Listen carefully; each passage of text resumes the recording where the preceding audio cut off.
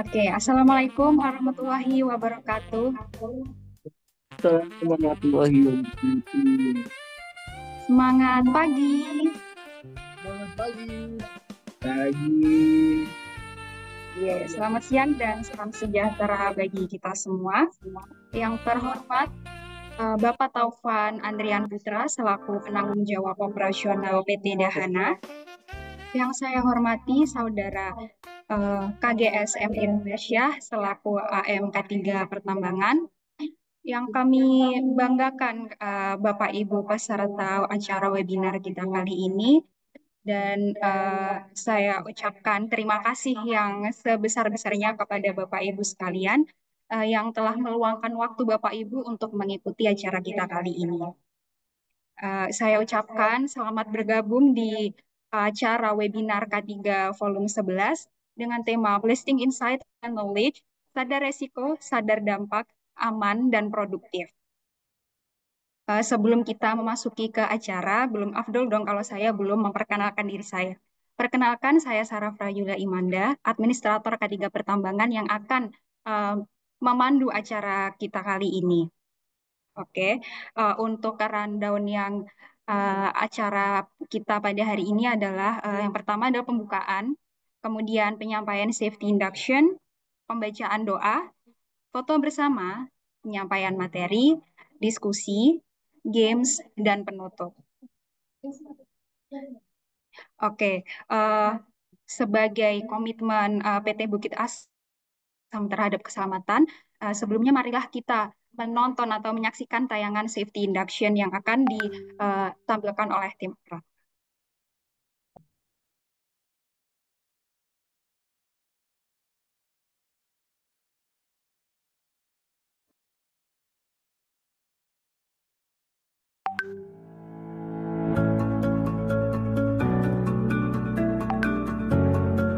Safety induction. Honorable guests, ladies and gentlemen, we would like to welcome you to today's event. All attendees are welcome to join us from their homes or workplaces.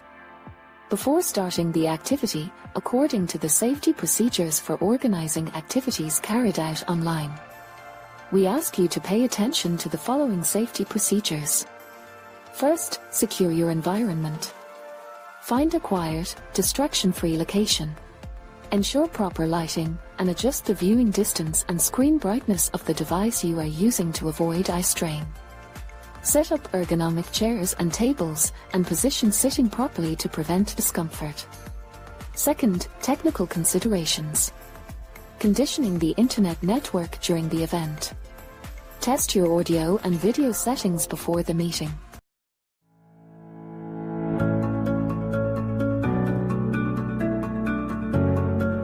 Safety induction.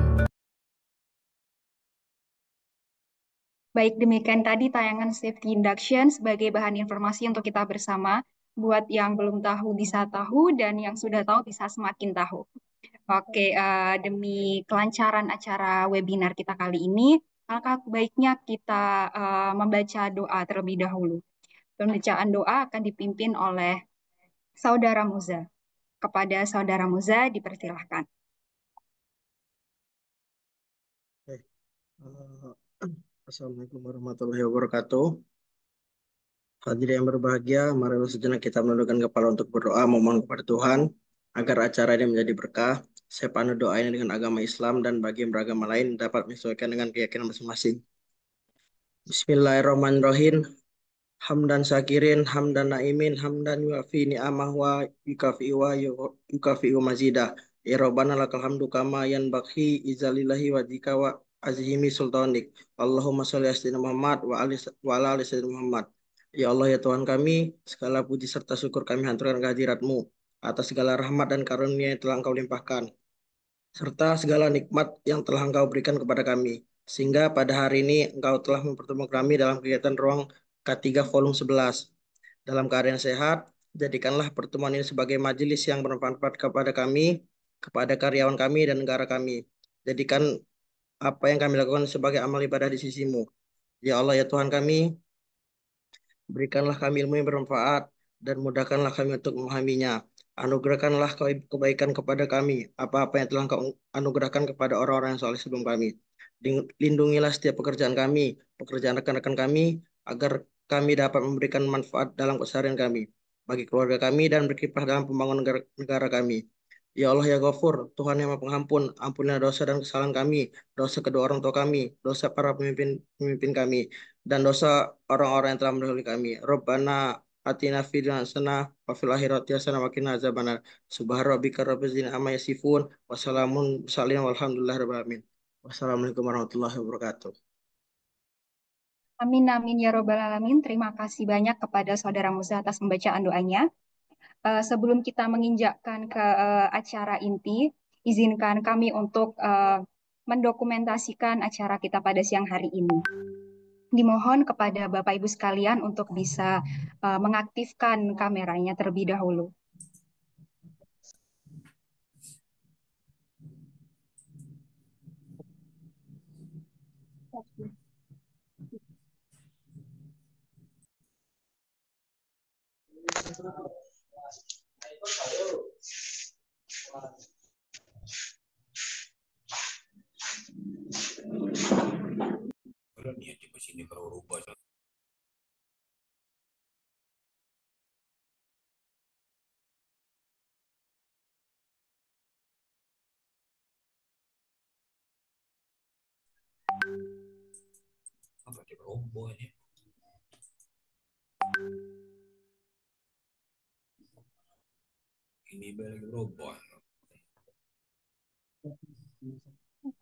Baik, pada hitungan ketiga, tim operator akan mengambil dokumentasi dari Bapak Ibu sekalian. 1, 2, 3. Slide berikutnya. 1, 2, 3. Oke, slide berikutnya. 1, 2, 3. Sudah. Oke. Baik. Untuk sebelum kita menginjakkan ke acara inti, uh, berikut ini akan kami tayangkan video bumper dari acara ini.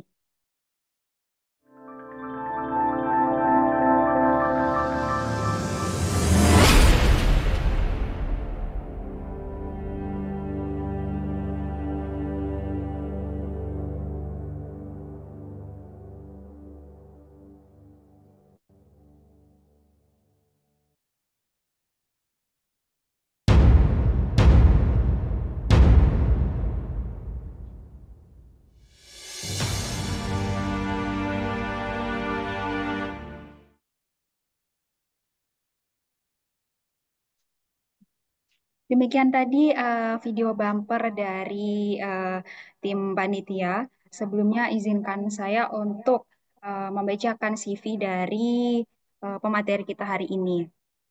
Materi kita hari ini adalah Bapak Taufan Andrian Putra ST yang sebagai penanggung jawab operasional PT Dahana Jobsite PTBA. Beliau merupakan alumni Teknik Sipil Institut Teknologi 10 November Surabaya. Beliau mendapatkan sertifikasi kursus juru ledak kelas 2, kursus juru ledak kelas 1, pengawas operasional media, implementasi SMKP, penanggung jawab pengelolaan LB3, ahli media bidang keahlian teknik sumber daya air, dan memulai karirnya di uh, PT Dahana pada tahun 2014 sampai sekarang sebagai supervisor job site RCI MSA Kaltim, supervisor job site NPI MSA Kaltim, superintendent job site Indomuro Kencana, GT Group Kalteng, PJO job site Kutai Bukit Asam TBK Sumatera Selatan.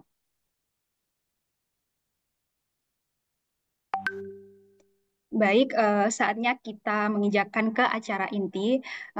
Sebelumnya, selamat siang Bapak Taufan. Ya, selamat siang, Mbak. Oke, bagaimana kabarnya Pak? Alhamdulillah, baik. Alhamdulillah. Sudah siap untuk memaparkan materi di acara Ruang Kadi kali ini? Oke, siap. Siap. Untuk waktu dan tempatnya dipersilahkan. Oke. Assalamualaikum warahmatullahi wabarakatuh. Waalaikumsalam warahmatullahi wabarakatuh. Ya, sebelumnya izin saya untuk memaparkan sedikit dan berbagi terkait dengan peledakan supaya kita bisa sadar terhadap risiko, sadar terhadap dampak hingga mencapai pekerjaan peledakan yang aman dan produktif. Bisa masuk ke slide. Nah, kita mulai dari apa yang saudara ketahui tentang bahan peledak serta peledakan di pertambangan. Mungkin bagi rekan-rekan yang ada di industri pertambangan, terutama dengan masa kerja yang cukup lama dan berpindah-pindah dari berbagai perusahaan tambang yang satu ke perusahaan tambang yang lain, tentu tidak asing dengan pekerjaan peledakan. Namun, seringkali sebagian dari persepsi dan informasi terkait dengan pekerjaan peledakan ini dirasa masih private bagi rekan-rekan yang tidak bersinggungan langsung dengan industri ini.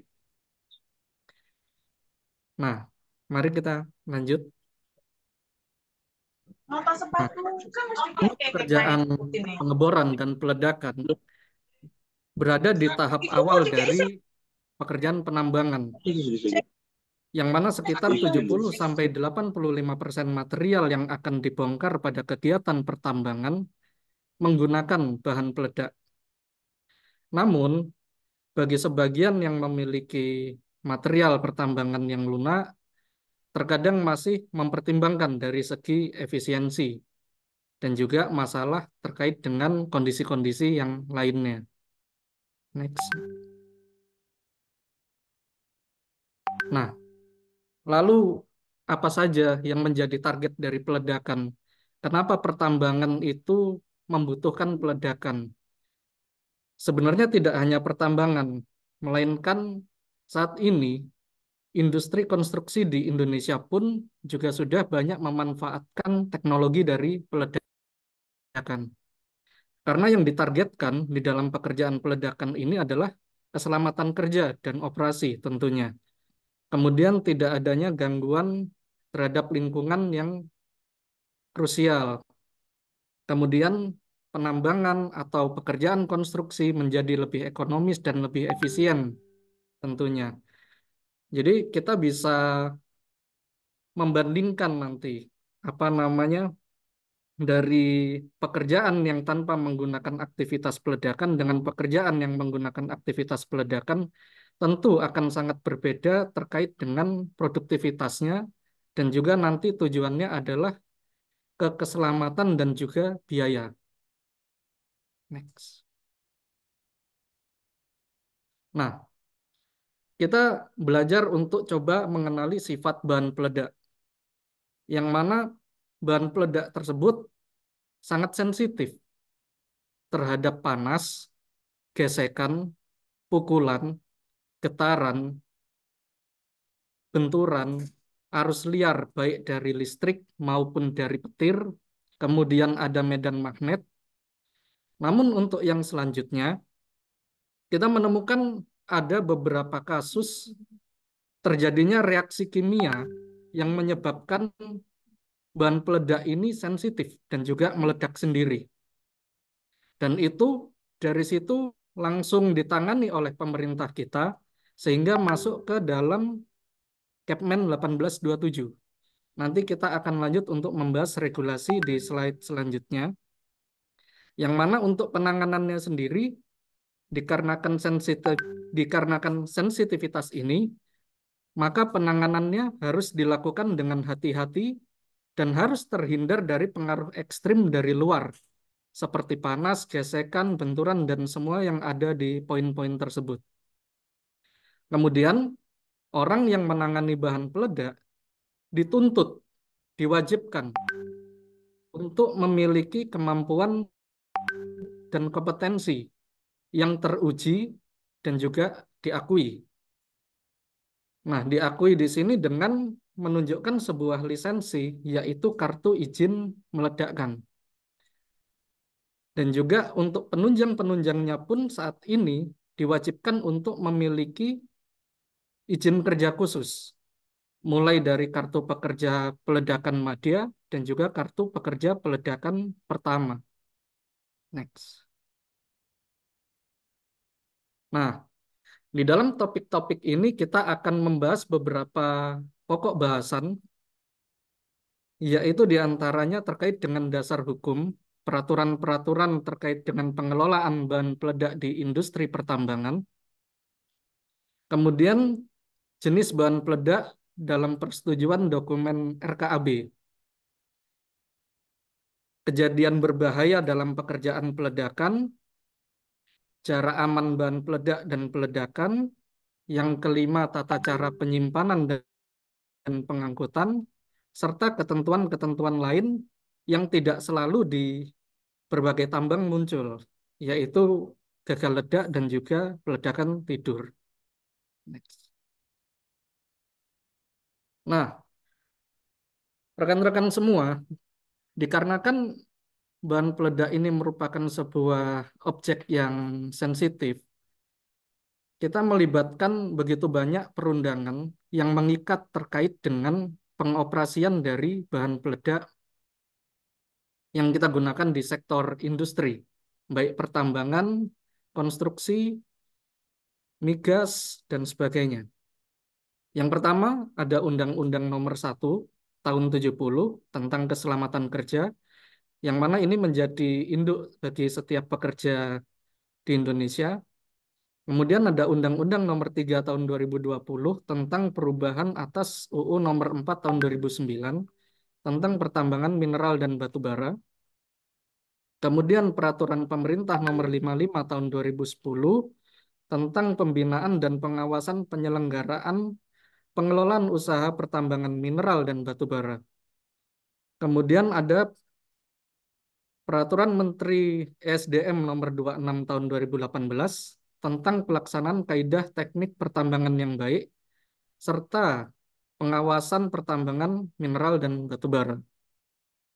Dan juga ini kita tidak hanya terikat dengan peraturan dari kementerian, namun juga dari Perkapolri Nomor 17 Tahun 2017 tentang perizinan, pengamanan, dan pengendalian bahan peledak komersial. Dan juga yang terakhir yang menjadi update kita adalah Kepmen ESDM Nomor 1827 Tahun 2018 tentang pedoman pelaksanaan kaidah pertambangan yang baik, dan juga Kepdirjen Minerba Nomor 309 Tahun 2018 tentang juknis keselamatan bahan peledak dan peledakan serta keselamatan fasilitas BBC pada kegiatan usaha pertambangan mineral dan batu bara. Jadi begitu banyak peraturan yang mengikat apabila kita mau melakukan pengusahaan terkait dengan pekerjaan peledakan. Next. Nah, kita coba untuk meninjau dari keputusan Menteri ESDM nomor 1827 tahun 2018. Di situ sudah banyak memuat tentang tata cara penyimpanan dan penimbunan, yang mana tata cara ini nanti juga diteruskan di dalam Kepdirjen Minerba nomor 309. Lalu ada klasifikasi gudang handak, cara aman gudang handak, kepala dan petugas gudang bahan peledak, pengamanannya, terkait buku catatannya juga, evaluasi dan rekomendasi pembelian, serta kompetensi. Jadi kompetensi ini selalu bersifat mengikat, jadi tidak bisa setiap orang hanya dengan sekedar pengalaman bertindak untuk pekerjaan peledakan. Next. Nah, kita mulai dari perizinan bahan peledak dan peledakan. Untuk gudang bahan peledak yang baru ataupun perpanjangan akan diverifikasi terlebih dahulu oleh inspektur tambang apakah peralatan dan kelengkapan keselamatannya sesuai dengan peraturan. Kemudian ada rekomendasi bahan peledak yang mana ini harus sudah masuk ke dalam RKAB masing-masing pemegang IUP. Kemudian ada lisensinya terkait dengan kartu izin meledakkan dan izin kerja khusus juga terkait kartu pekerja peledakan. Dan yang terakhir ada izin khusus yaitu peledakan tidur yang nanti akan kita jelaskan di sesi terakhir. Kalau dari pelaksanaannya sendiri, pekerjaan peledakan itu banyak istilahnya. Di antaranya charging, memasukkan bahan peledak ke dalam lubang ledak, kemudian ada tie up, yaitu melakukan perangkaian dari setiap lubang ledak, lalu ada stemming, yaitu pemadatan, sistem penanganan misfire, kemudian kesesuaian kompetensi personil, penyediaan peralatan, slip blasting, dan sampai ke monitoringnya. Kemudian kalau untuk pengelolaan gudang bahan peledak, mulai dari perizinan, jenis, kapasitas, penjagaan yang harus 24 jam, personel dan fasilitas, serta evaluasi dari penggunaan bahan peledaknya. Kemudian dari sisi penyimpanannya, harus disesuaikan dengan izin, data mutasi, penetapan personel, evaluasinya juga seperti apa. Dan yang terakhir, dari sisi pengangkutannya, apakah pengangkutan, pemindahan, pengiriman, peralatannya itu sudah sesuai atau belum? Itu harus menjadi objek yang sangat diperhatikan, karena dari regulasi itu sudah ditetapkan, dan juga demi keselamatan kita semua, kita harus memenuhi standar-standar di dalam pengangkutan. Next. Nah, terkait dengan penggolongan bahan peledak berdasarkan RKAB. Nah, bagi rekan-rekan yang melakukan evaluasi terhadap RKAB, terjadi perbedaan di saat penyusunan RKAB pada Kepmen SDM 373 tahun 2023, yaitu adanya pemisahan komponen aksesoris. Namun yang masih menjadi perbincangan juga bahwasanya peraturan Kapolri masih menuju ke arah Kepmen ESDM 1827. Jadi ketika kita berkomunikasi baik dari sisi ESDM maupun dari sisi polisi, kita harus bisa menetapkan kategori yang tepat. Next. Izin minum ya.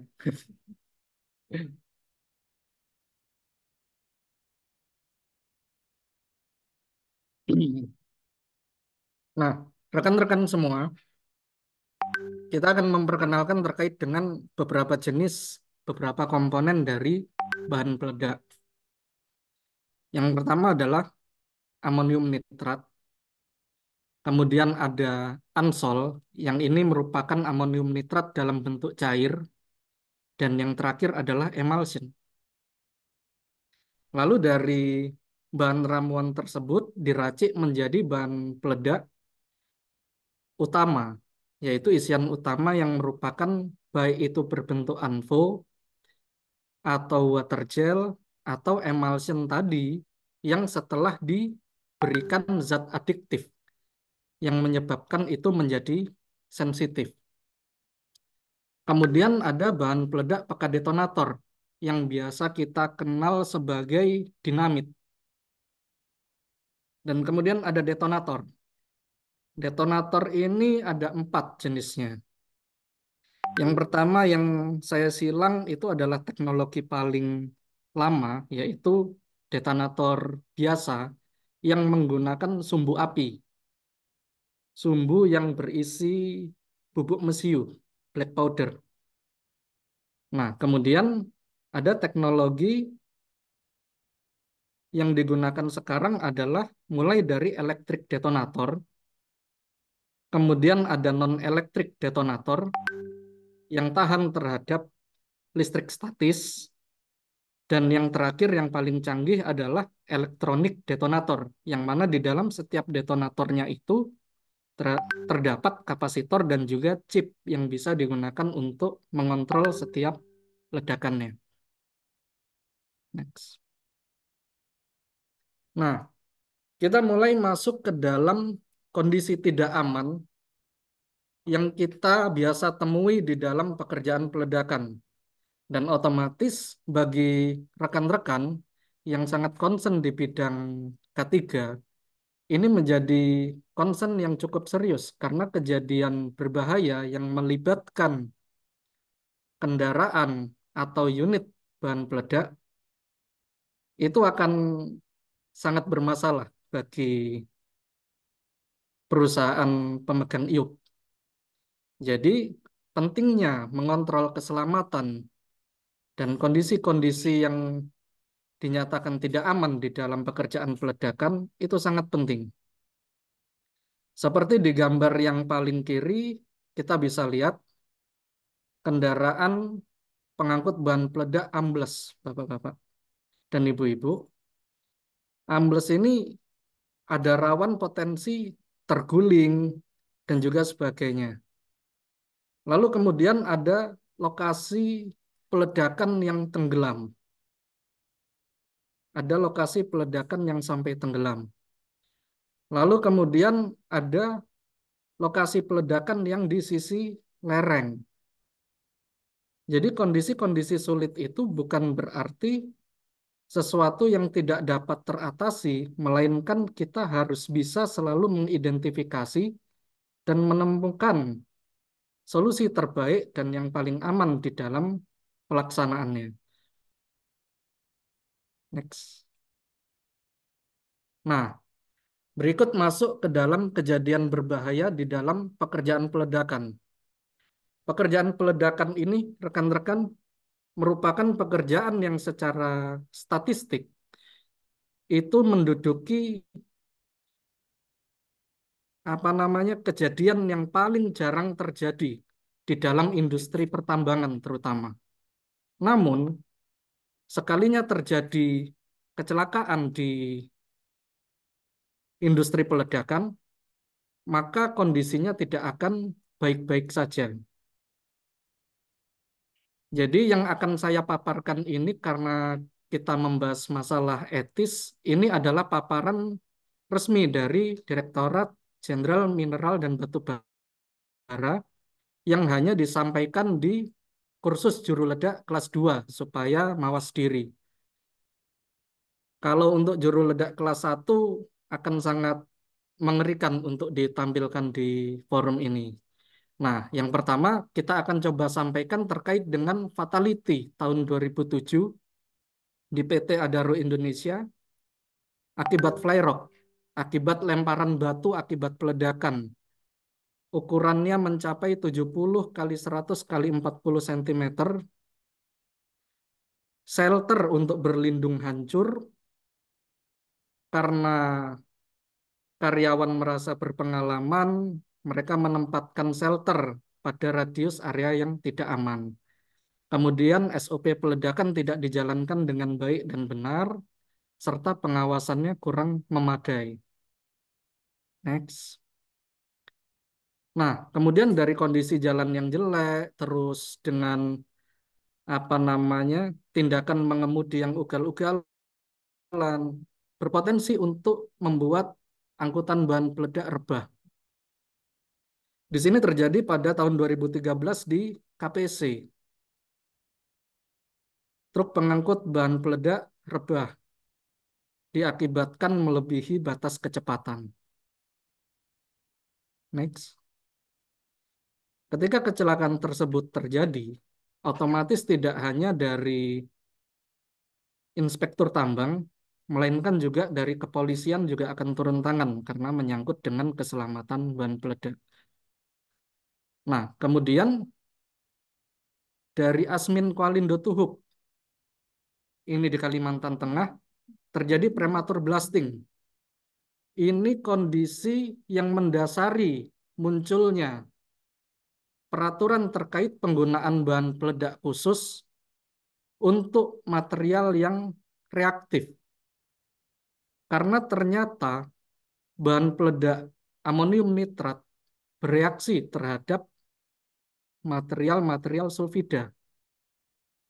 Umumnya terjadi di tambang mineral Namun karena ini terjadi pada tambang batu bara, otomatis diperlukan bahan peledak yang khusus. Yang mana penyebab kejadian ini adalah lubang ledak yang panas dan juga reaktif. Yang saat itu masih berorientasi pada Capman 555. Jadi masih belum ada upaya untuk mengidentifikasi reaktif ground secara baik dan benar. Next. Nah, contoh yang terakhir ini terjadi di PT Vale, Flyrock. Sama seperti yang pertama tadi, namun ini tidak besar. Untuk batu yang kecil saja, seukuran lingkaran yang di zoom itu bisa meremukkan LV. Dan beberapa kasus ada temuan yang sampai tembus. Nah, ini disebabkan dari pengeboran lubang ledak yang tidak memadai untuk peledakan sekunder. Kemudian kontrol pengisian bahan peledak yang tidak memadai, SOP-nya masih umum. Ketika di tambang mineral, kita sering melakukan peledakan secondary untuk melakukan perbaikan terhadap material yang tidak bisa digali. Nah, umumnya masih banyak yang mengasumsikan bahwa prosedur peledakannya itu sama. Saya pernah mengalami sendiri untuk melakukan peledakan sekunder, material batu terbang yang saya hasilkan pernah mencapai 700 meter ke dalam hutan. Jadi sangat perlu perhatian khusus apabila diperlukan peledakan sekunder. Nah, namun di dalam kondisi yang saya tahu kebetulan di Bukit Asam, kita masih mengeliminasi ini dan menggantinya menggunakan pekerjaan rock breaker. Nah, yang terakhir, identifikasi resiko yang tidak memadai, utamanya pada operasi peledakan sekunder. Nah, ini yang saya sampaikan tadi. Jadi, resiko-resiko yang tidak diidentifikasi dengan baik itu berpotensi mencelakakan. Itu. Tapi ini dari sisi lapangan. Bagaimana dari sisi penyimpanan? Apakah kalau di gudang aman? Apakah bahan peledak yang tidak diapa-apakan, tidak diganggu, bisa berbahaya? Nah, mari kita masuk ke bahaya di gudang bahan peledak.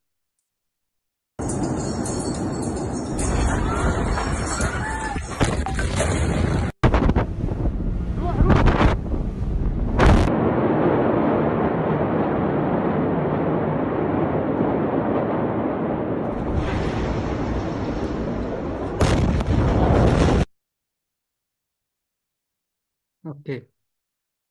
Ini yang terjadi di gudang bahan peledak, gudang amonium nitrat di pelabuhan Beirut di Lebanon.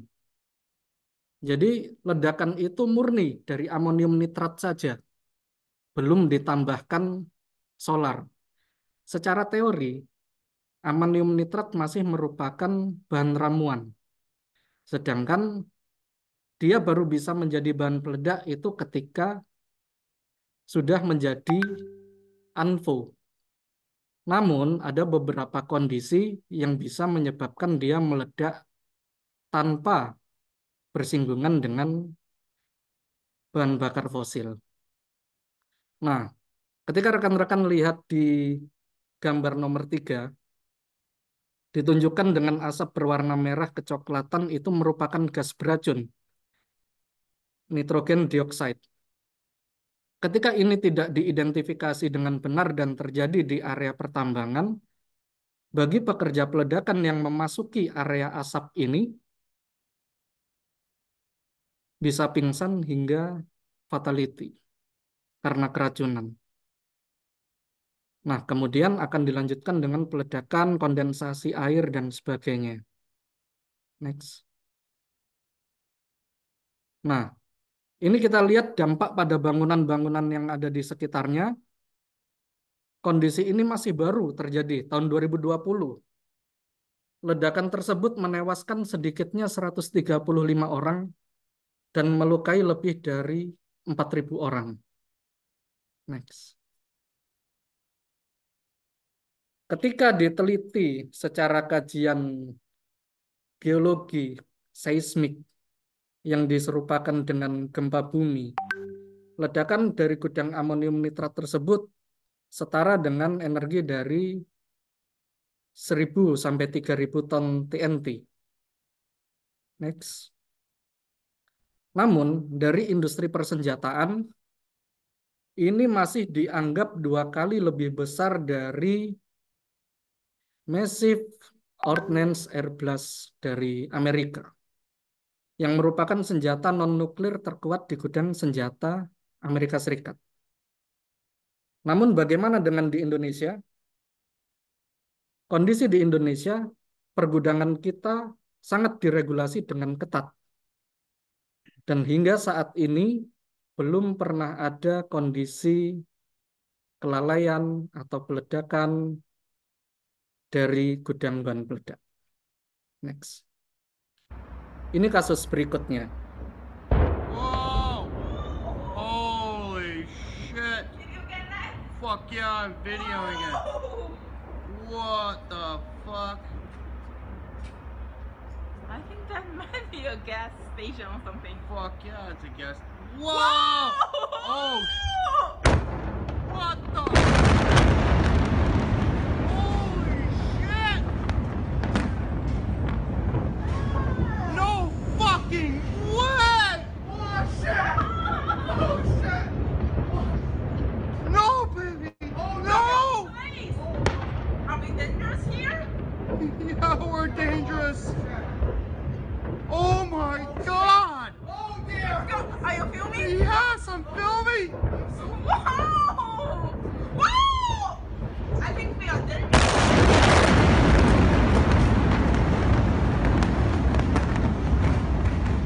Ya, ini bukan film horor, bukan film action.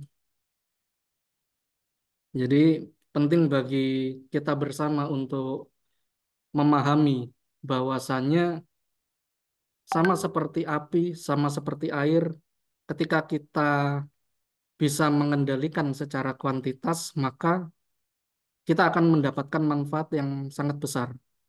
Namun ketika kita tidak bisa mengendalikan api, tidak bisa mengendalikan air, maka akan menghasilkan kerusakan yang besar. Begitu juga dengan bahan peledak. Yang tadi merupakan ledakan di Tianjin, Tiongkok bagian timur laut pada tahun 2015. Lebih dari 100 orang dinyatakan meninggal. Dan kerusakan fasilitas yang luar biasa, tapi ini masih lebih kecil dibandingkan dengan yang di Lebanon tadi. Tapi bukan berarti tidak berbahaya, sangat berbahaya. Next. Nah, kemudian kita lihat dari sisi manufaktur, dari pabrik. Kalau dari pabrik, pernah terjadi di Indonesia. Yang lupa saya cantumkan di sini, pabrik Dahana pernah meledak tahun 70-an untuk bahan peledak militer. Kemudian untuk pabrik detonator di Pindad tahun 2010 di Malang, 3 orang tewas dan 4 orang luka-luka. Lalu 17 Desember 2023, ledakan di pabrik booster. Booster ini dinamit dari solar eksplosif di India, menewaskan 9 orang dan 3 orang luka berat. Otomatis ini yang bekerja di dalam satu pabrik, yang mana dalam satu pabrik itu saat ini jumlah personil itu selalu sedikit karena meminimalkan potensi-potensi yang berbahaya. Next. Nah, lalu berapakah jarak aman bahan peledak dan peledakan itu sendiri? Di dalam Kepmen ISDM nomor 1827, jarak aman peledakan itu diatur dari batas terluar lokasi, yang mana 300 meter untuk fasilitas, untuk unit, serta 500 meter untuk manusia. Jadi, Di sini kita lihat yang tadi betapa berbahayanya ketika kita melakukan pekerjaan yang tidak terkontrol, terutama pada peledakan secondary, yang mana materialnya bisa mencapai 700 meter, yang pernah saya uji sendiri. Bagaimana dengan kelalaian yang lainnya?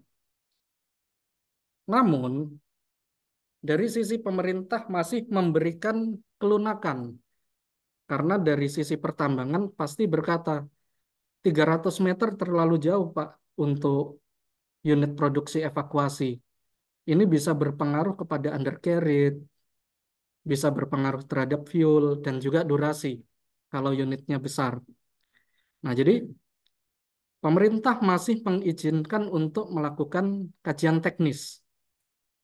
Jadi kalau misalnya bisa aman dan teruji pada jarak 150 meter aman, maka diizinkan yang 300 meter ini maju menjadi 150 meter dan sebagainya.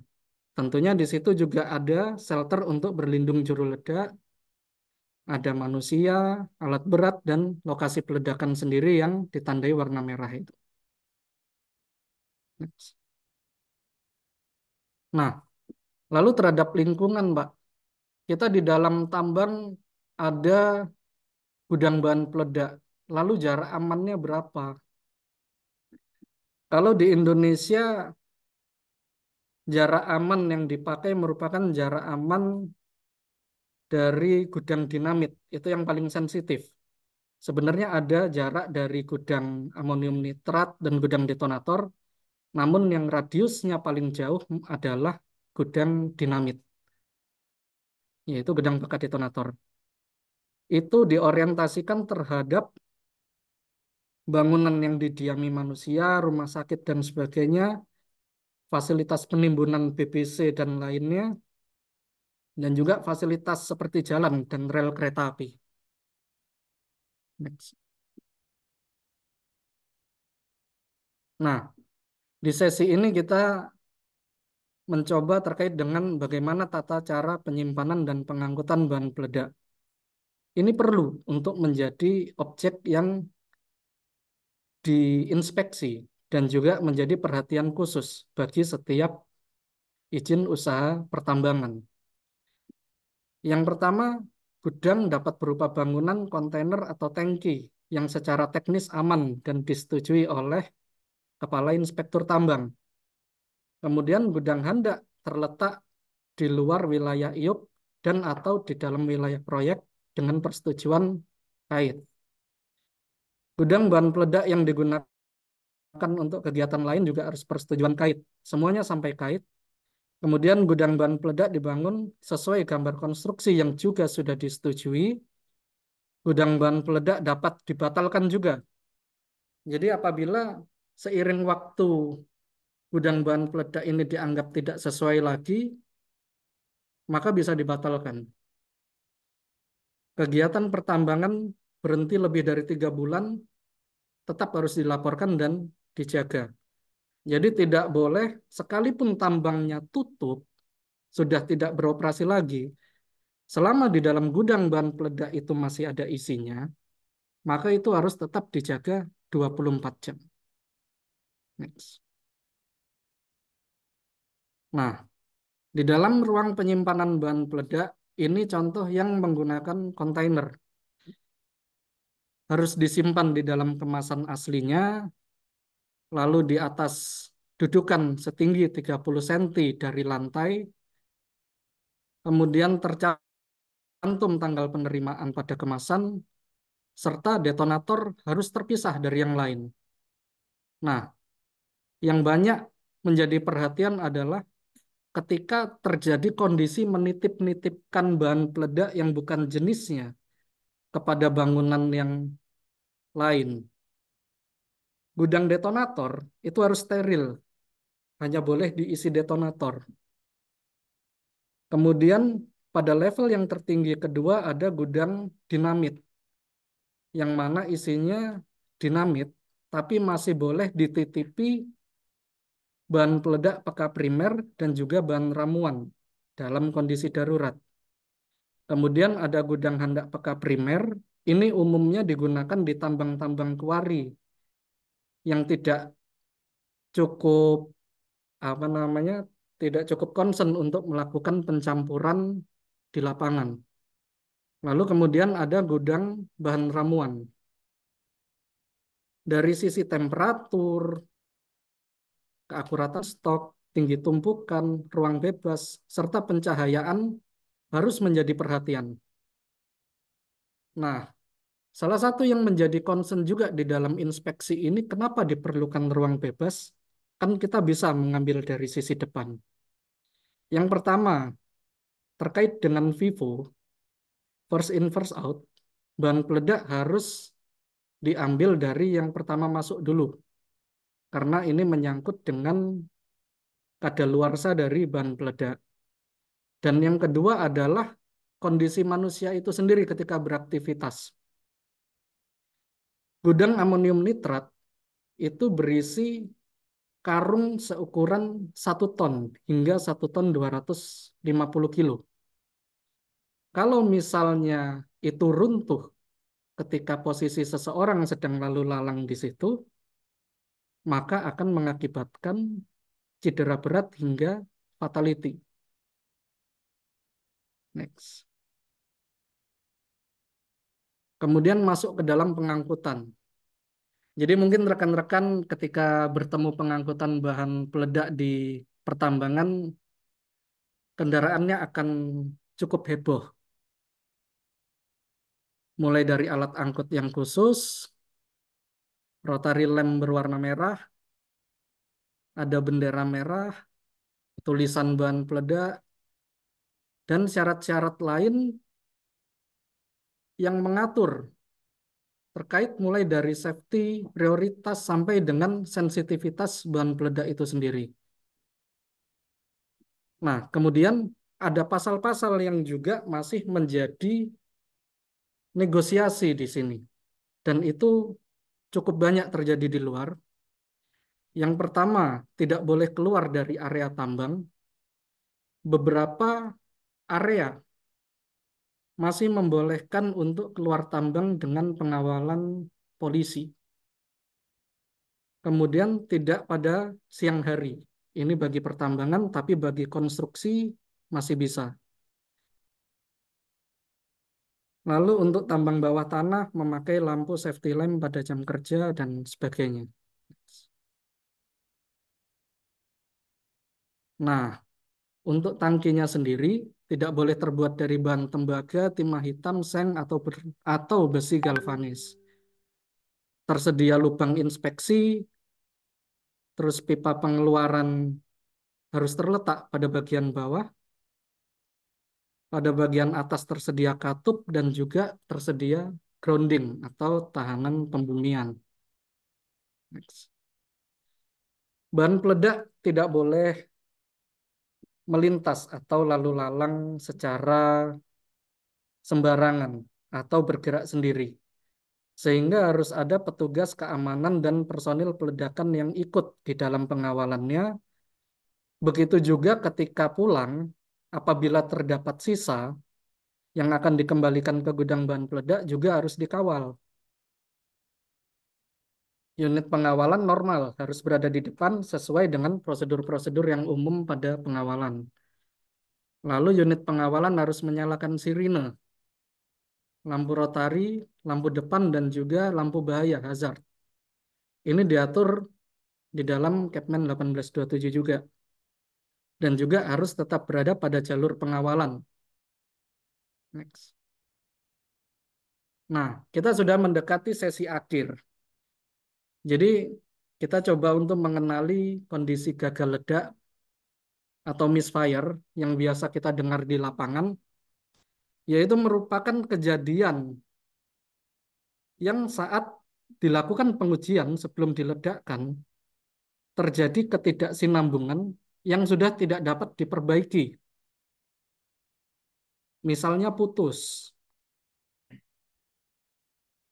terkoyak, lalu terendam air untuk non-elektrik. Lalu untuk detonator elektrik, tahanannya hilang ketika dimasukkan ke dalam lubang. Dan juga ketika elektronik chipnya tidak bisa terbaca. Jadi banyak kondisi yang tidak dapat diperbaiki sebelum dilakukan peledakan, itu juga sudah masuk kategori misfire. Kemudian ketika sudah diledakkan, terdapat lubang yang masih belum meledak ketika diinisiasi, maka itu juga masuk kategori misfire. Nah, lalu apa yang harus kita lakukan ketika terjadi peledakan mangkir? Juru ledak diwajibkan mengikuti atau menghubungi pengawas operasional, dan pengawasnya wajib melarang setiap orang memasuki area bahaya di barikade setidaknya hingga jarak 500 meter bagi setiap orang kecuali juru ledak dan orang yang ditunjuk. Kemudian mengambil langkah yang tepat untuk menentukan penyebab serta metode penanganannya.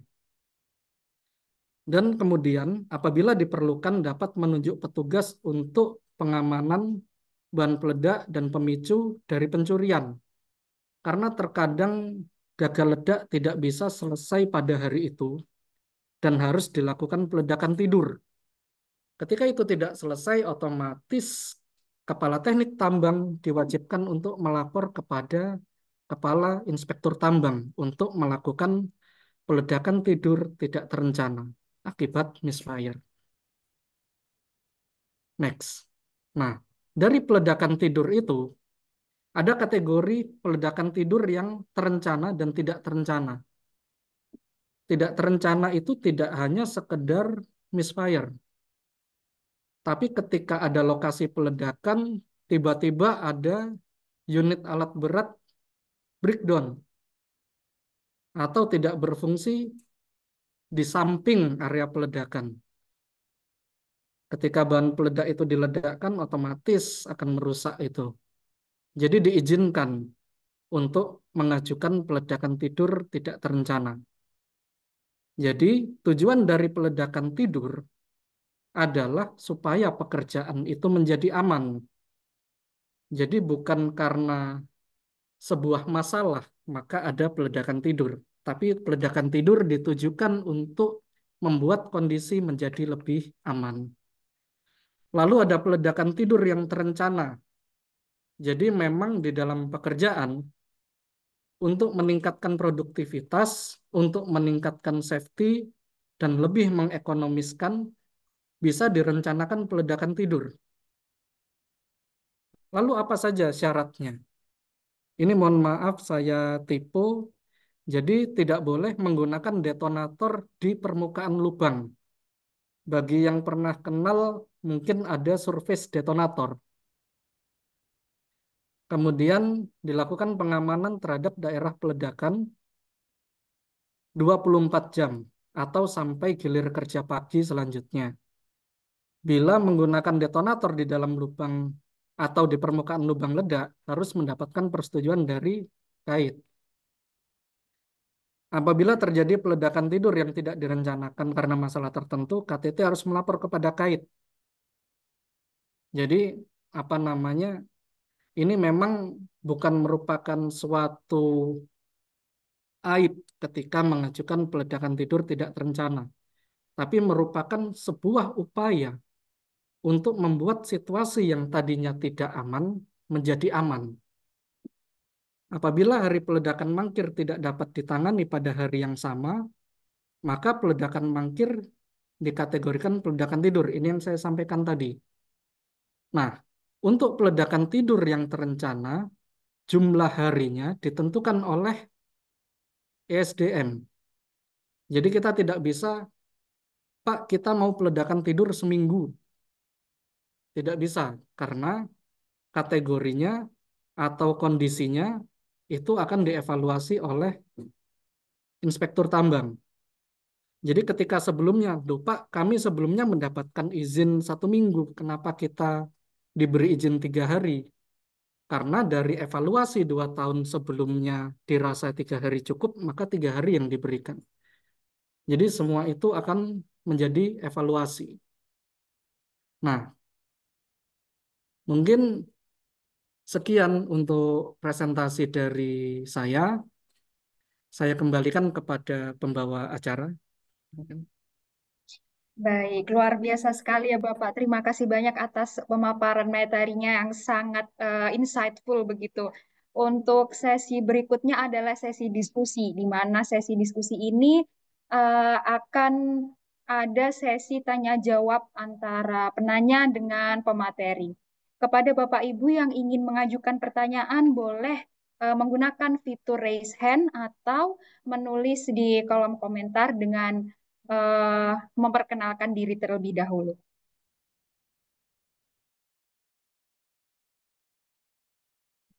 Oke, ini sudah ada yang raise hand satu kepada Bapak Sandy Nugroho. Boleh mengajukan pertanyaan dengan memperkenalkan diri terlebih dahulu ya, Bapak. Baik, terima kasih Bu kesempatannya. Perkenalkan nama saya Sandy Nugroho dari PT Esa Jaya Tama. Di sini saya ingin bertanya kepada Pak Topan.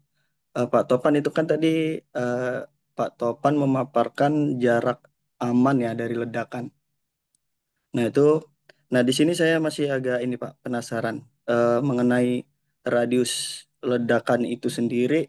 Apakah memang misal di suatu area, misal kita anggaplah 1 kilo lah, ini harus diledakkan jarak 1 kilo. Nah itu bagaimana Pak cara mengatur radius peledakan? Nah, dan juga untuk bahan kimia itu apakah ini Pak ada bahan kimia campuran Pak ya yang berpengaruh untuk radius ledakan itu sendiri Pak. Terima kasih Pak Topan. Nah, jadi terkait dengan jarak aman peledakan, Bapak. Izin langsung menjawab ya.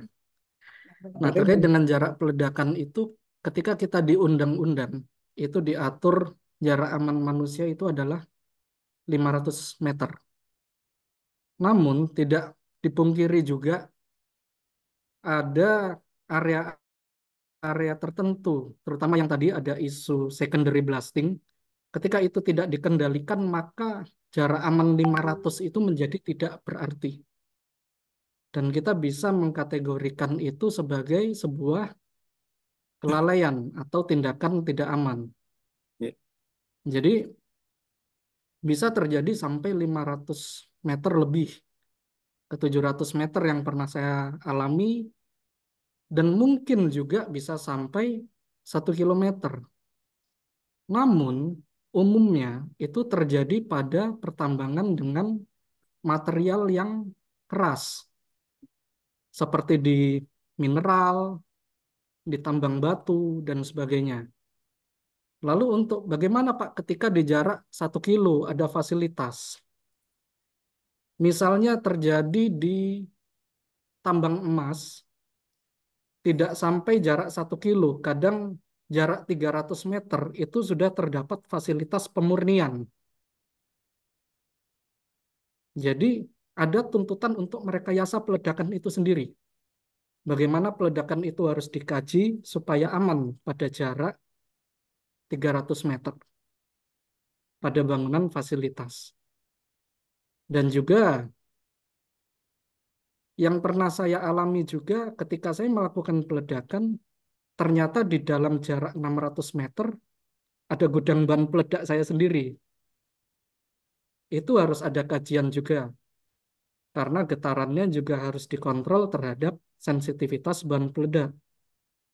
Jadi banyak kasus yang harus dikondisikan tidak hanya terpaku pada ketentuan yang sudah diatur.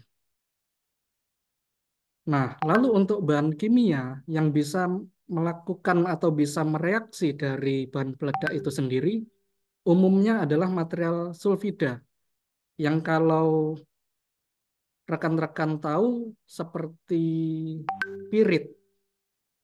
Pirit itu besi sulfida, itu ketika dia bereaksi dengan amonium nitrat, dia akan menghasilkan panas berlebih. Dan itu bisa menghasilkan ledakan prematur, ledakan yang tidak terencana. Dan itulah yang terjadi di tadi yang saya tunjukkan di Asmin Kualindo Tuhuk di Kalimantan Tengah. Kalau selebihnya untuk bahan kimia yang kita temukan di lapangan, di pertambangan, Selain dari itu tidak ada yang bereaksi. Namun kita bisa berdiskusi untuk mengajukan uji reaktif.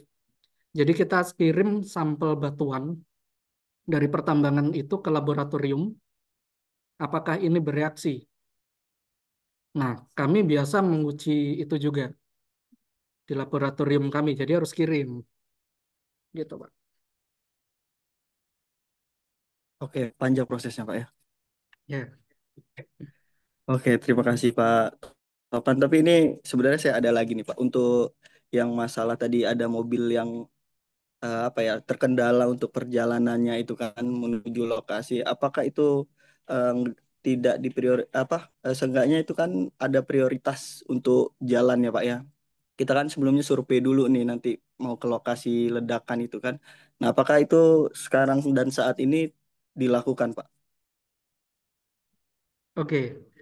Jadi untuk prioritas bahan peledak, pengangkutan bahan peledak di PT Bukit Asam terutama, khususnya, itu sudah diatur dan mendapatkan prioritas. Tidak boleh didahului, tidak boleh dipotong. Namun yang kita harus ketahui bahwa kondisi prioritas bahan peledak ini masih lebih aman dibandingkan dengan kondisi emergensi. Tetap ambulans lebih dulu. Lalu kemudian pemadam kebakaran. Jadi tetap ada prioritas yang lebih dulu. Ketika kita melewati perlintasan kereta api, tetap lebih prioritas kereta api juga. Ketika kita mengidentifikasi bahaya seperti tanjakan dan di depan kita ada HD bermuatan, kita lebih memilih untuk mengalah. Karena kondisi akan lebih berbahaya ketika kita menuntut harus bahan peledak terus yang prioritas tidak. Dan bahkan sesekali saya menemukan di tambang yang lain tidak perlu menggunakan sirine karena mereka mengkaji tingkat keamanan dari pengawalan bahan peledak ini. Namun memang secara toleransi di pelaksanaannya masih diberikan gitu. Tapi kalau untuk di Bukit Asam sudah bagus. Oke, baik. Terima kasih Pak Topan. Cukup kayaknya. Oke, baik, terima kasih banyak kepada Bapak Sandy Nugroho atas pertanyaan yang diberikan. Baik, Bu Untuk Sarah. Bapak Ibu sekalian yang ingin mengajukan pertanyaan, boleh menulis pertanyaannya melalui kolom chat yang tersedia. Oke, ini ada pertanyaan dari Bapak Aslan Lazuardi. Bagaimana ketentuan pemberitahuan atau notifikasi peledakan di pertambangan? Kepada Bapak Taufan, boleh dijawab.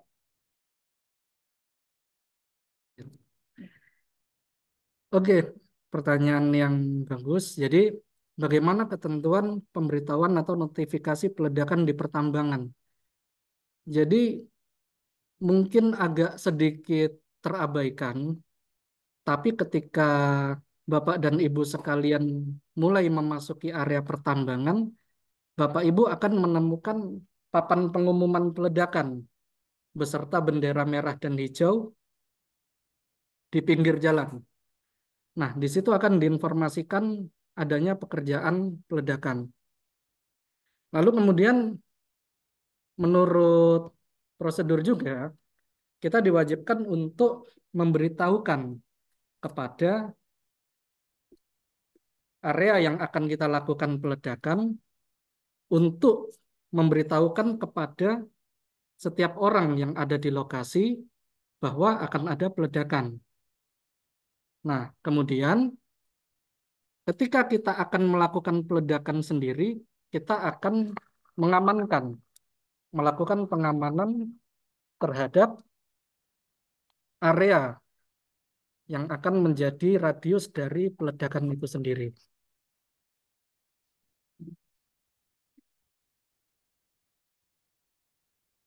Bentar ya. Nah, kemudian di dalam hitungan kita juga menerapkan sirine, yang mana sirine itu bisa didengar pada radius peledakan. Sehingga begitu banyak informasi yang digunakan untuk penyampaian, begitu banyak media yang digunakan untuk penyampaian pekerjaan peledakan yang ada di Aku yang ambil aja pertambangan. bukunya. Kalau bapak-bapak melihat di pintu masuk bendera yang berkibar adalah warna merah, maka itu ada pekerjaan peledakan yang belum terlaksana. Tapi ketika benderanya sudah berubah menjadi hijau, maka itu pekerjaan peledakan telah selesai dan dinyatakan aman. Kemudian tidak ada peledakan lagi pada hari itu. Jadi begitu banyak media yang kita gunakan untuk menginformasikan peledakan.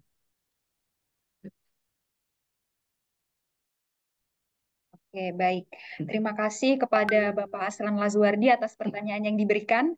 Selanjutnya ada pertanyaan dari Bapak Denny dari PT Ulima Nitra dengan pertanyaan, dalam menentukan jarak aman ledakan atau jarak ledakan itu sendiri, apakah itu tergantung dengan jumlah atau isi dari bahan ledakan itu sendiri? Boleh dijawab, Bapak Taufan? Oke, jadi ketika kita melakukan pengkajian jarak aman, kalau yang sudah ditetapkan oleh peraturan tadi kan 500 meter untuk manusia, 300 untuk fasilitas. Namun ketika kita ingin menentukan jarak yang lain, kita perlu melakukan kajian teknis. Yang menjadi concern adalah 3 hal. Yang pertama adalah lemparan batu. Apakah terjadi lemparan batu pada radius yang diharapkan? Misal, Pak, saya ingin evakuasi itu hanya 150 meter. Bagaimana? Nah, yang kita uji adalah lemparan batunya. Apakah dengan desain yang ada, lemparan batunya sampai ke 150 meter? Apabila tidak, satu sesi sudah oke. Lalu kemudian dari sisi getaran, apakah objek kita sensitif terhadap getaran? Seperti yang saya sampaikan tadi, fasilitas seperti pemurnian logam, kemudian fasilitas bahan peledak, fasilitas perkantoran, seperti yang kita lakukan peledakan di pit 3 ketika dekat dengan assembling. Maka kita akan melakukan rekayasa terkait dengan getarannya, karena jaraknya dekat. Nah, lalu kemudian yang terakhir adalah kajian tentang ledakan udara atau shockwave. Karena ledakan udara ini bisa memecahkan kaca pada jarak tertentu, maka ini juga menjadi perhatian. Namun untuk pekerjaan ini, untuk melakukan kajian yang berbeda dengan yang dilakukan oleh peraturan, kajian teknis yang ini merupakan kajian teknis yang kategorinya harus maju sampai inspektur tambang. Jadi bukan kajian teknis yang bisa di-close atau bisa disetujui hanya di dalam wilayah tambang itu sendiri. Nah, sedangkan untuk jumlah bahan peledak, secara ekonomis, pengguna bahan peledak tidak akan melakukan penggunaan bahan peledak yang berlebihan. Itu aja. Oke, baik. Terima kasih atas jawaban yang diberikan dan juga pertanyaannya dari Bapak Denny ya. Untuk selanjutnya ini ada dari Ibu Gina Heni. Selamat siang, perkenalkan saya Gina Heni, izin bertanya Pak. Untuk sertifikasi atau kompetensi yang diwajibkan untuk personil yang melakukan pekerjaan peledakan apa saja ya Pak? Baik dari pengawas maupun yang lainnya. Terima kasih. Silakan ya untuk dijawab.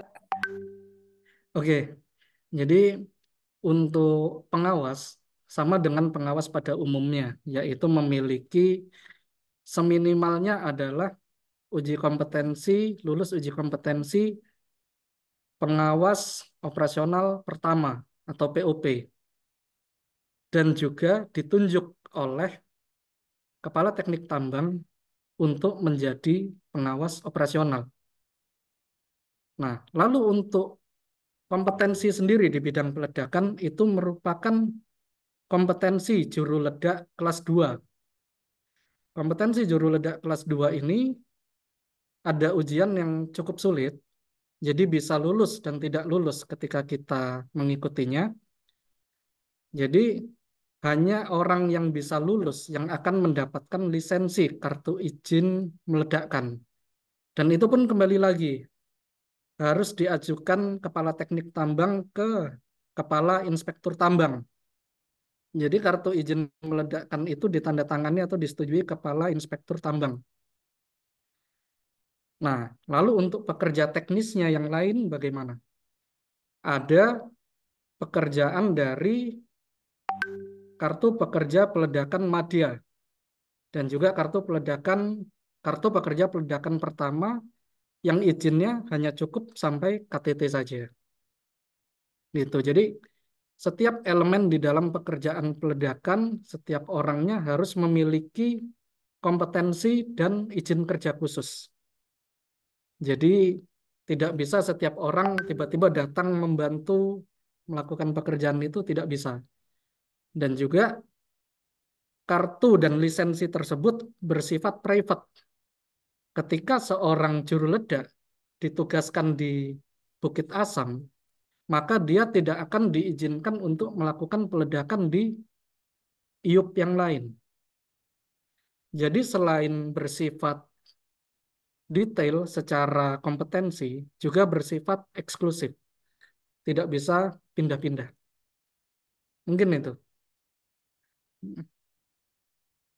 Baik, terima kasih kepada Bapak untuk jawabannya dan juga kepada Ibu Gina atas pertanyaannya.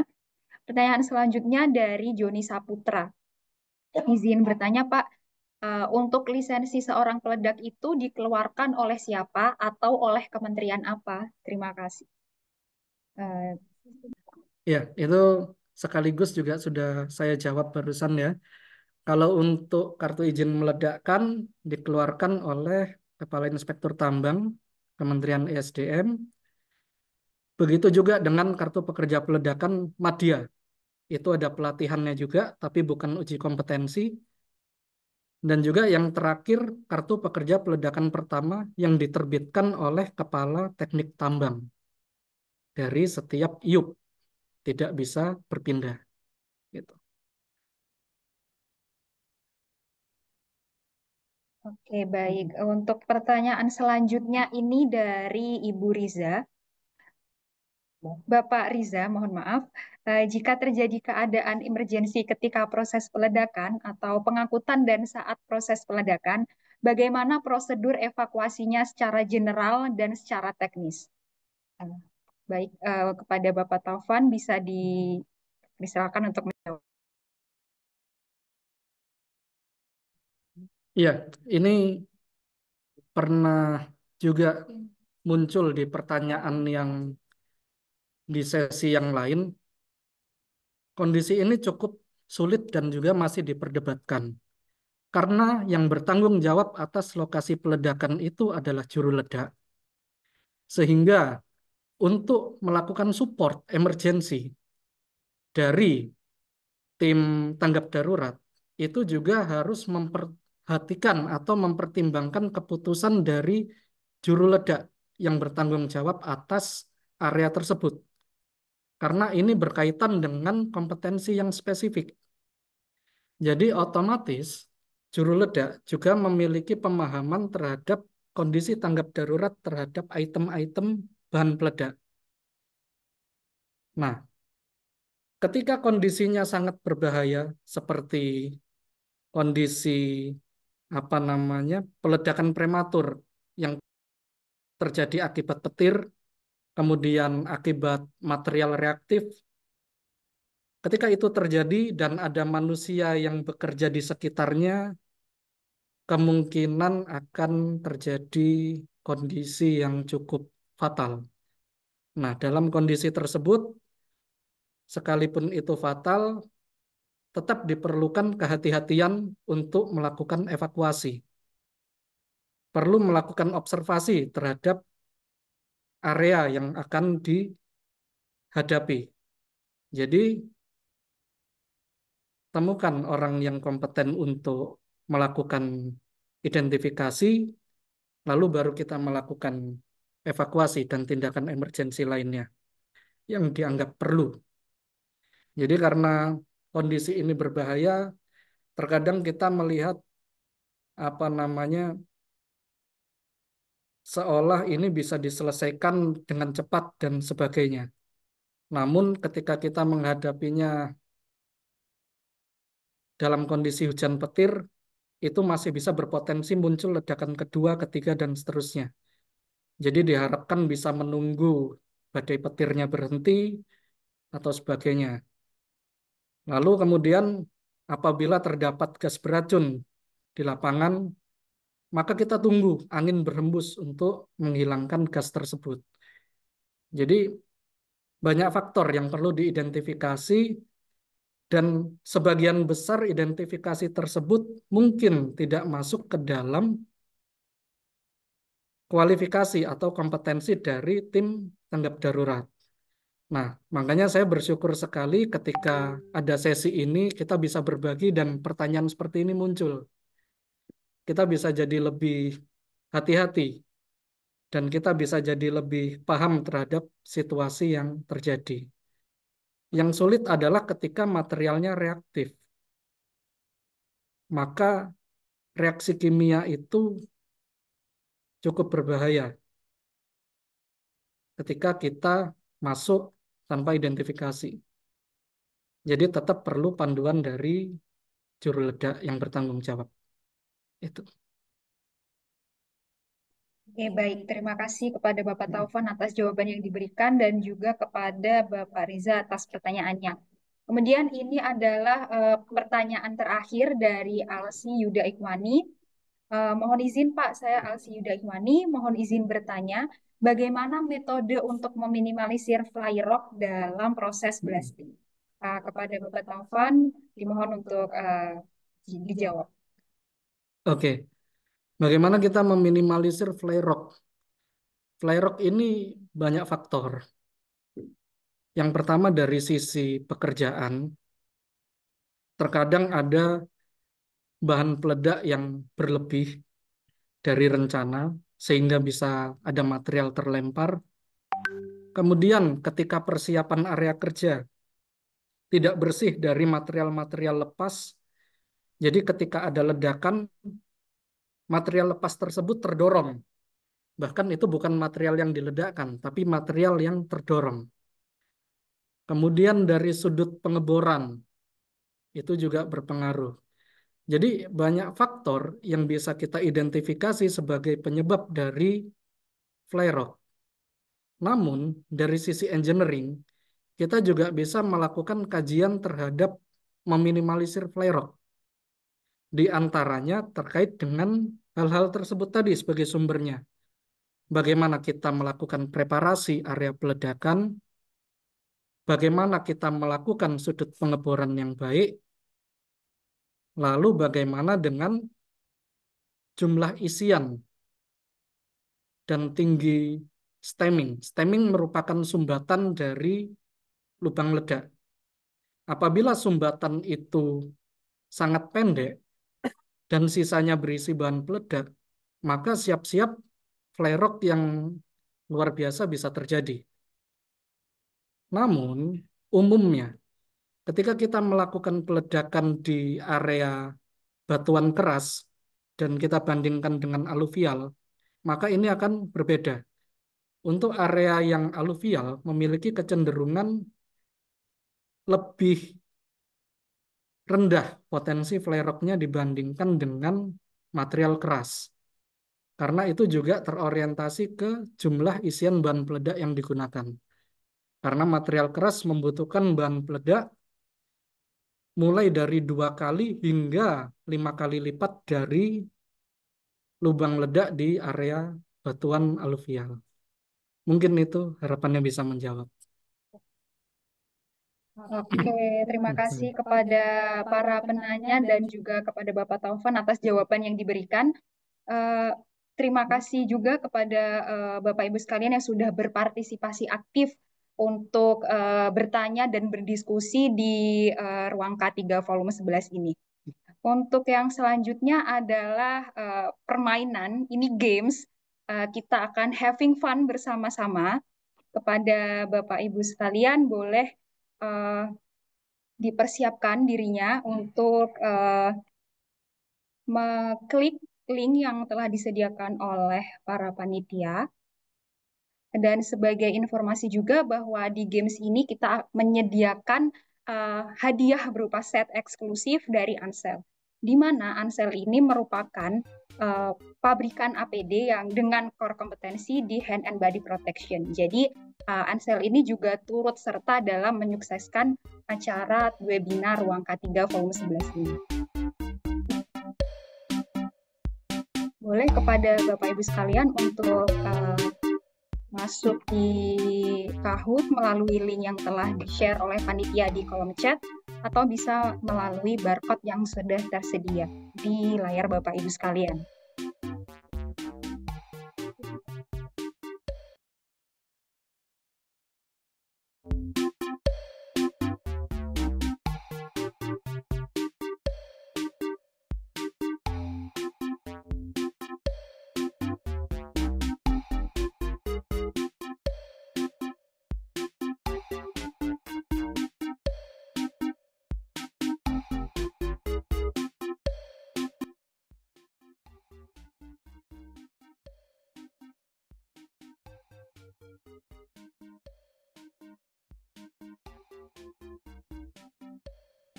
Baik, kita tunggu sampai pukul 15.25 waktu Indonesia Barat untuk memasuki link Kahoot.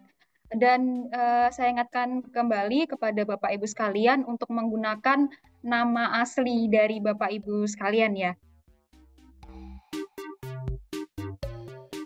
Apabila sudah terlanjur menggunakan nama samaran, boleh diganti dengan nama asli Bapak Ibu sekalian.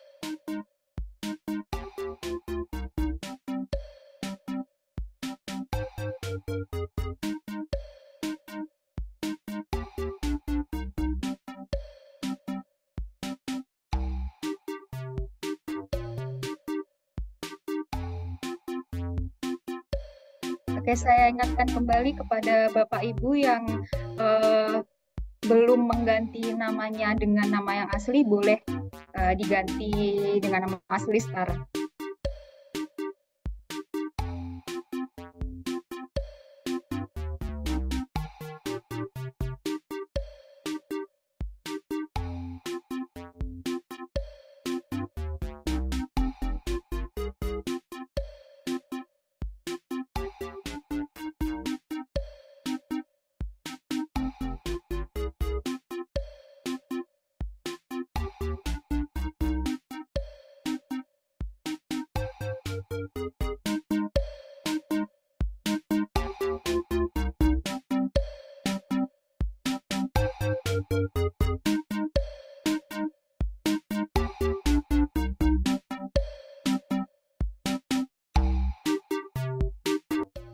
Oke, sudah pukul 15.25.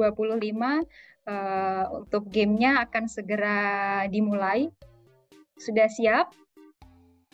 Oke, let's play the game.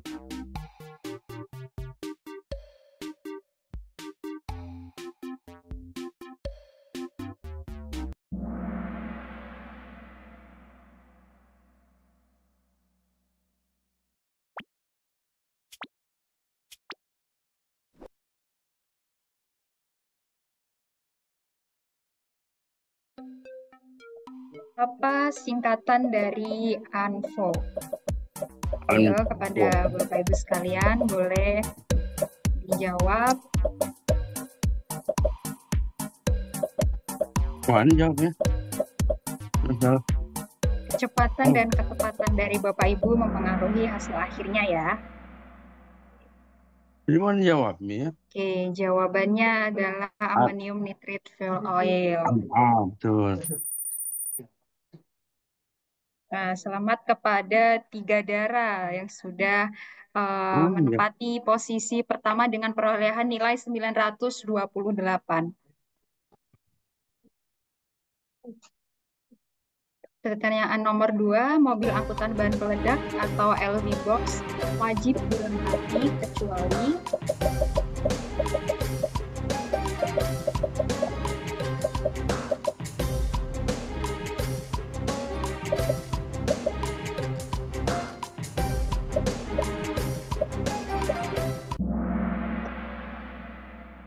wah, ternyata mayoritas benar ya, bak pengangkut terbuat dari bahan konduktor listrik. Oke, mari kita lihat siapa yang memperoleh nilai paling tinggi. Oh, Rakbar dengan perolehan nilai Cuman ini 1785. Semangat kepada Bapak Ibu sekalian, semangat untuk merebutkan nomor 1. Menurut Kepmen SDM nomor 1827 tahun 2018, berapa radius jarak aman peledakan untuk alat atau fasilitas pertambangan dan radius aman untuk manusia?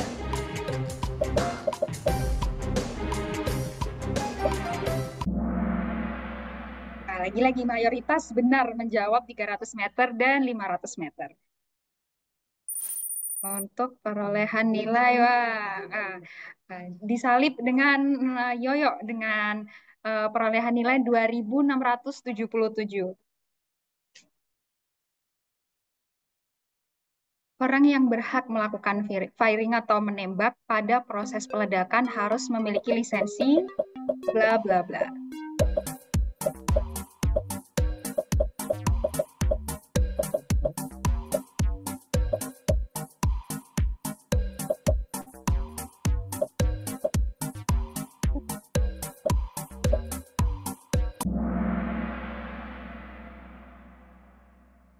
Wah, ternyata masih banyak yang belum benar juga ya. Yang nomor 1 masih dipegang oleh Yoyo dengan perolehan nilai 3632. Bahan peledak sangat peka atau sensitif terhadap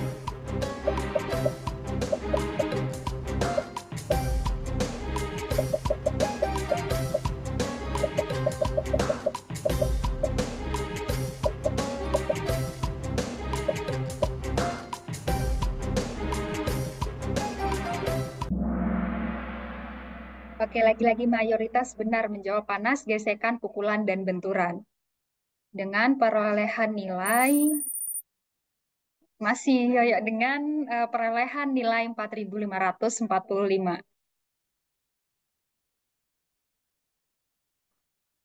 Dasar hukum aktivitas peledakan mengacu pada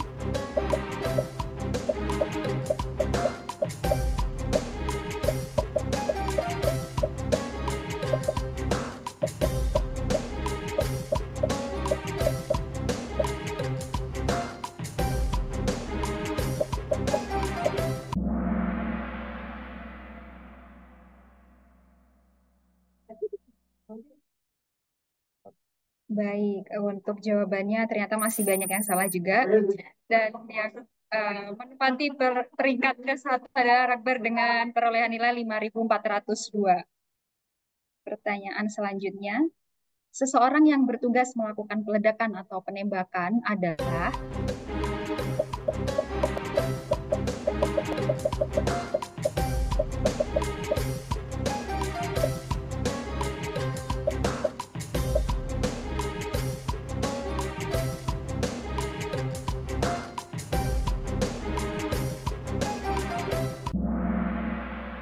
ternyata mayoritas benar menjawab blaster.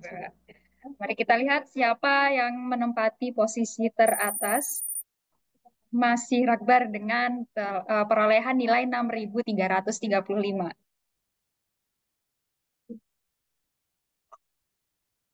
Di bawah ini yang bukan termasuk bahan ramuan peledak adalah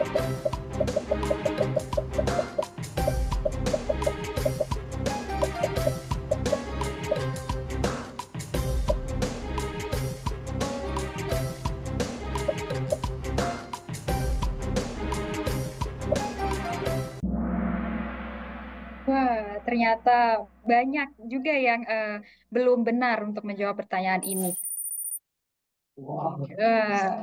Baik. Untuk nomor 1 adalah Rizky Sanjaya dengan perolehan nilai 7.086. Semangat pada yang lain bisa menyusul Bapak Rizky Sanjaya.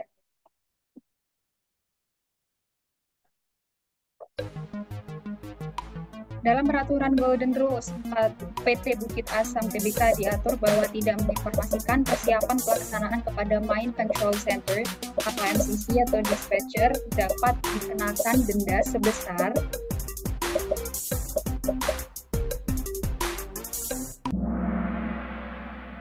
wah, ternyata yang menjawab benar hanya 8 orang ya. Mari kita lihat perolehan nilainya. Nah, untuk Yayo kembali menempati posisi pertama dengan perolehan nilai 7.290. Berikutnya, pertanyaan terakhir. Dalam peraturan Golden Rules 4.0 PTBA terdapat peraturan mengenai peledakan yang dapat menyebabkan PHK, yaitu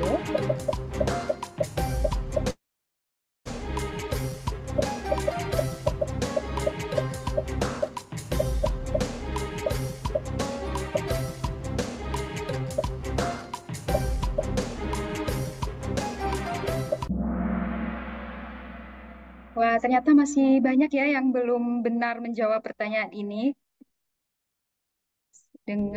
Oke, mari kita lihat siapa pemenang di games kita hari ini.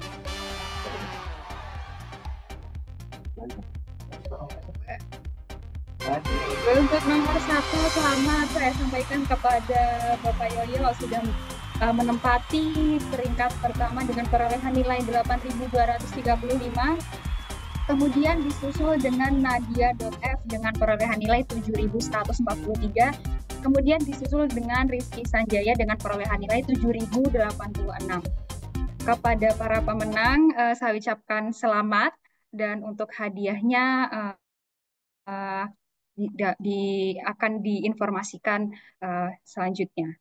Dan diinformasikan kembali lagi bahwa hadiah ini disponsori oleh Ansel, di mana Ansel ini merupakan pabrikan APD dengan core kompetensi di bidang hand and body protection.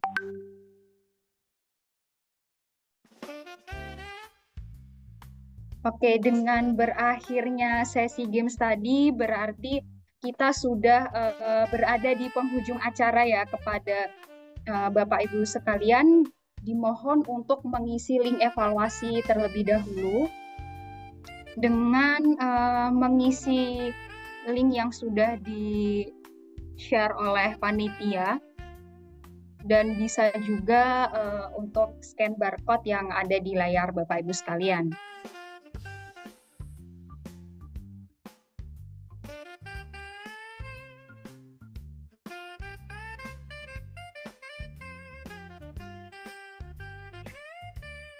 Diingatkan kembali kepada Bapak Ibu sekalian untuk bisa mengisi link evaluasi melalui link yang sudah di-share panitia di kolom chat, dan juga bisa menggunakan scan barcode yang ada di layar Bapak Ibu sekalian.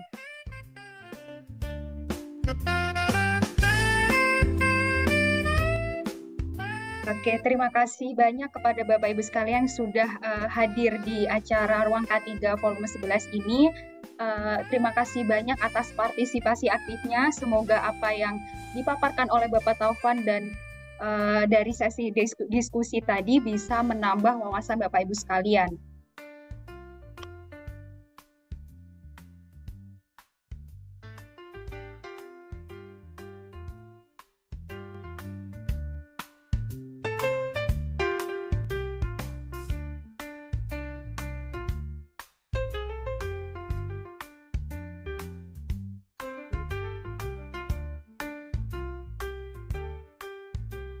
Baik, sekali lagi saya ucapkan terima kasih banyak atas partisipasinya. Saya Sarah Prayuga Imanda selaku MC di acara Ruang K3 Volume 11 ini undur diri. Mohon maaf apabila ada hal-hal yang kurang berkenan dan terima kasih banyak atas partisipasinya. Wassalamualaikum warahmatullahi wabarakatuh. Waalaikumsalam warahmatullahi wabarakatuh. Semangat pagi. Pagi. Yes, Siap pagi. Jangan lupa untuk bergaul. Biar semangat itu tuh, walaupun siang nggak sore, selamat pagi.